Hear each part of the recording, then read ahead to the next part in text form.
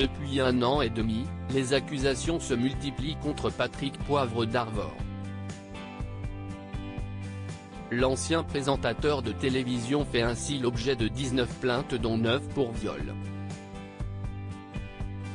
Si dans un premier temps, elles avaient été classées sans suite pour cause de prescription en juin 2021, 1 an plus tard, la Cour d'appel de Versailles a ordonné au juge d'instruction en charge de l'affaire d'enquêter sur le viol de Florence Porcel, le seul non prescrit, survenu en 2009, mais aussi sur l'ensemble des faits. Pourtant, l'affaire PPDA vient de connaître un nouveau rebondissement avec la demande de plainte de 2 nouvelles victimes présumées. Les 2 femmes qui ne se connaissent pas ont récemment écrit au procureur de la République du tribunal de Nanterre pour porter plainte contre Patrick Poivre d'Arvor. Selon les informations dévoilées par Le Parisien le vendredi 30 septembre, elles avaient déjà contacté le journal en 2021 pour témoigner sans pour autant vouloir entamer de démarche judiciaire. À l'époque, elles pensaient leurs histoires trop anciennes et craignaient le retentissement médiatique. La première plaignante souffrait de troubles alimentaires. Le premier témoignage est celui de Maïté, une Belge aujourd'hui âgée de 49 ans. Elle a raconté aux Parisiens qu'elle avait contacté le journaliste alors qu'elle souffrait de troubles alimentaires dans les années 90.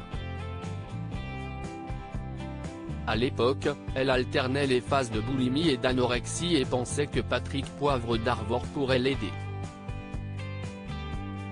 En effet, Solène, la fille du présentateur, souffrait des mêmes troubles et s'était suicidée en 1995. Une correspondance va alors s'installer entre eux pendant plusieurs années et le journaliste va l'appeler plusieurs fois, en numéro masqué et va la pousser vers le haut. Finalement, une rencontre va s'organiser dans les bureaux de TF1 en 2005. Si Maïté s'y rend en compagnie de son mari Christian, ce dernier est prié de patienter dans le hall. La jeune femme est très vite invitée dans le bureau du présentateur phare, avant d'être agressée sexuellement. Il s'est levé de son bureau et il est passé derrière moi. Il a dit, notre relation est quand même très forte, elle est aussi sexuelle. Et quand je me suis retourné, il avait baissé son pantalon. J'ai compris qu'il voulait que je le dédommage de l'aide qu'il m'avait apportée. Comme si je devais être gentil avec lui, après que lui ait été gentil avec moi. J'étais bloqué. Je l'ai fait. Tout s'est déroulé très vite, a-t-elle raconté. Rapidement, la jeune femme va raconter ce qu'il s'est passé à son mari et va consulter ses thérapeutes. Elle a confié à ce propos, si est-il là que j'ai compris que je n'avais pas accepté cette fellation, que j'avais été mise devant le fait accompli. Qu'il avait abusé de ma fragilité alors qu'il connaissait parfaitement ma maladie, puisque c'était celle de sa fille. Il m'a d'abord aidé puis il en a profité. La deuxième plaignante également agressée dans le bureau de PPDA de son côté, la deuxième femme à porter plainte s'appelle Alejandra. Il s'agit d'une franco-argentine âgée de 56 ans et résidant à Buenos Aires.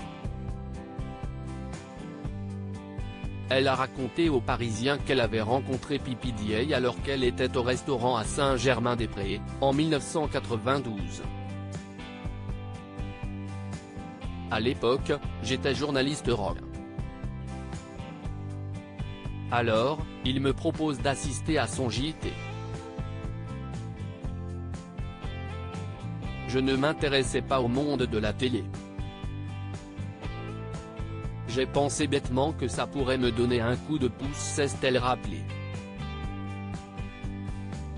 Finalement, elle se rend dans les locaux de TF1 pour assister au JT avant d'être invitée, comme de nombreuses autres victimes présumées, dans le bureau du présentateur. Il me pose des questions indiscrètes sur mon amoureux. Il me fait un compliment sur ma minceur. Je me sens très mal à l'aise, a-t-elle dévoilé avant de poursuivre. D'un coup, il se lève, s'approche et me prend pour me jeter sur la moquette et me viole. Je suis en état de choc, paralysé. Je dissocie mon corps de ma tête, en fixant quelques objets. Quand il a fini, il me fait comprendre qu'il faut partir.